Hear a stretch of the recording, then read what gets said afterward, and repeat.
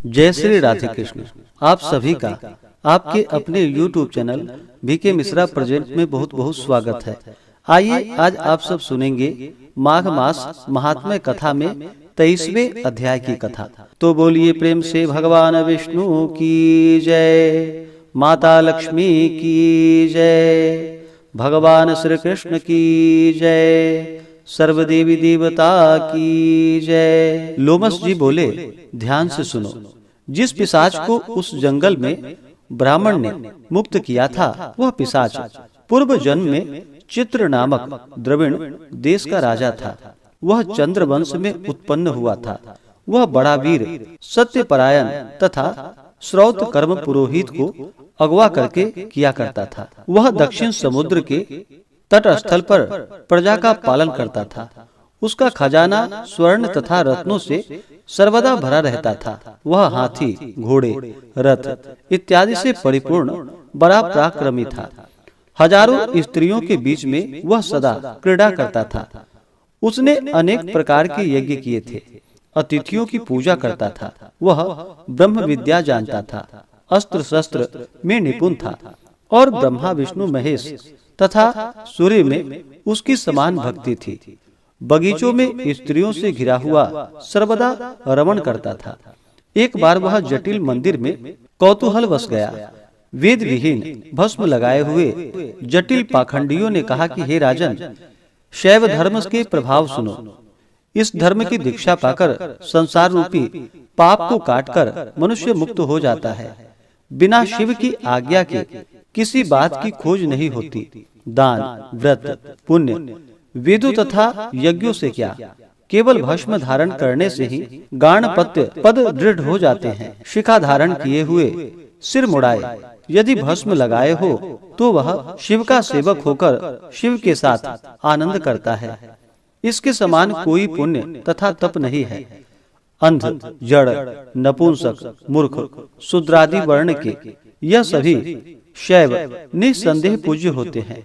विश्वामित्र क्षत्रिय होकर भी तप के प्रभाव से ब्राह्मण हुए। वाल्मीकि चोर होकर भी ब्राह्मणों में अग्रगामी हुए। अतएव शिव पूजन में किसी बात का विचार नहीं होता। हे राजेंद्र, शिव तपस्वी शिव भाग से दूसरे देवता का पूजन न करे।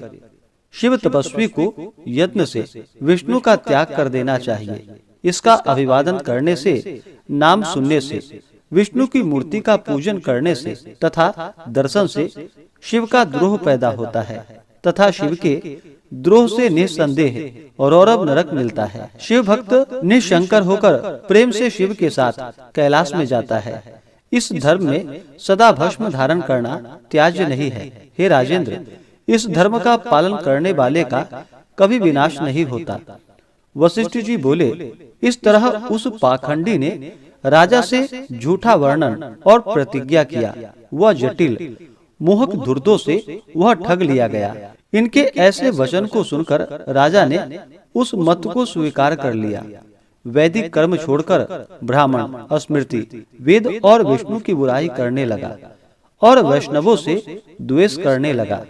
नारायण का भजन जो लोग करते थे उसको सदा दुख देने लगा तथा मार भी डालता था। पाखंडी धर्म का आश्रित होकर उस राजा ने वैदिक कर्म तथा व्रत दान आदि बंद कर दिए। वह अन्याय से दंड देता तथा भय व क्रोध से भरा रहता।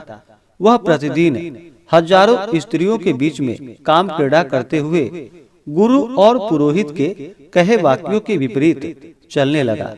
इन जटिल धूर्तों के वचनों में आकर वह इनको गांव, हाथी, घोड़े, स्वर्ण, रत्न और आभूषण देने लगा और इनके कहे के अनुसार समस्त शरीर में भस्म लगाए और मस्तक पर त्रिपुंड तथा जटा धारण किए रहता था। उसके डर से वैष्णव ब्राह्मण उस देश से निकलकर दूसरे देश में जा बसे। जो कुछ बचे जटाधारी और त्रिपुंडधारी हो गए। उस नगर में यज्ञ, पितरों का तर्पण, देवता तथा भगवान हरि का पूजन कोई नहीं करता था और बची हुई सभी प्रजा विष्णु से ईर्षा करने लगी थी। सैब्यों ने विष्णु मंदिरों को उखाड़ डाले तथा सब मूर्तियों को तोड़कर समुद्र में फेंक दिया। इस प्रकार वह राजा और द्रविड़ देश के लोग निर्दयी, निष्ठुर और क्रूर हो गए। वहाँ पर मेघ पानी नहीं बरसाते थे, गौएं बढ़ती नहीं थी। वहाँ के लोग नदी के जल से ही जीते थे। बिना जीविका से दुखी ब्राह्मण वृक्ष आदि भी नहीं लगाते थे। इन सबको राजा को कर देना पड़ता था। प्रजा अन्न की खराबी को न बताकर सड़ा अन्न भी व्यवहार में लाती थी। आचार विचार से रहित वह राजा कुरूप होकर प्रजा का शासन करता था। कालांतर में उस राजा की मृत्यु हो गई और उसकी अंत्येष्टि क्रिया वेद विधि से नहीं हुई। यमदूत उस राजा को लोहे की कील वाली राह से, जहाँ सूर्य की किरणें तप रही थी, वृक्षों की छाया नहीं थी, जो अग्नि की ज्वाला से परिपूर्ण था, उस राह से ले गए। वे लोहे के डंडों और कठोर मुदगरों से उसे पीटते थे और बड़े बड़े दाढ़ वाले भेड़िए व डरावने कुत्ते काटते थे। वह दूसरे पापी मनुष्यों की चिल्लाहट सुनता था। इस प्रकार यमदूत उसे लेकर अति भयंकर यमलोक में पहुँचे। इस प्रकार से श्री पद्म पुराण के अंतर्गत माघ मास महात्म्य कथा में 23वें अध्याय की कथा पूर्ण हुई। इसके आगे की कथा, जो कि आप अगले अध्याय में सुनेंगे।